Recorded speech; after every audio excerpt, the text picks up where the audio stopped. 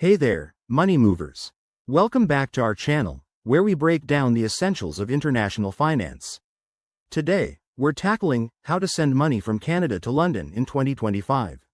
Whether you're sending cash to family, paying for studies, or handling business abroad, this step-by-step guide will make the process smooth and stress-free. Let's dive right in. First off, why send money in 2025? With fluctuating exchange rates and new tech advancements, it's easier than ever, but you need to stay smart about fees and security. Start by choosing a reliable service. Options like Wise, PayPal, or traditional banks like RBC in Canada are popular. These platforms often have apps that make transfers quick and user-friendly. Step 1. Set up your account. If you're using an app like Wise, download it, create a profile, and link your Canadian bank account. Verify your identity. Most services require this for security, especially with international transfers. Next, enter the details. Input the recipient's information in London, like their bank account number and address. Double-check everything to avoid delays.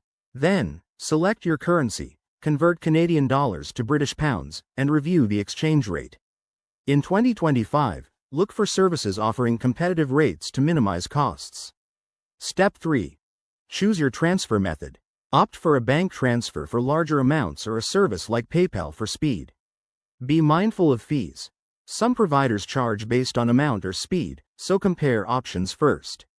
Once you're ready, confirm the transaction. Most services send a verification code to your phone for added security. After that, track your transfer online. Many platforms provide real-time updates so you know when the funds arrive in London. Finally, a few pro tips. Always use secure Wi-Fi, keep records of your transactions, and consider the current economic climate for the best rates. There you have it. Sending money from Canada to London doesn't have to be complicated.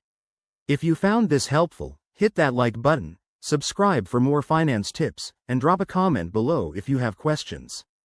Thanks for watching, and see you in the next video.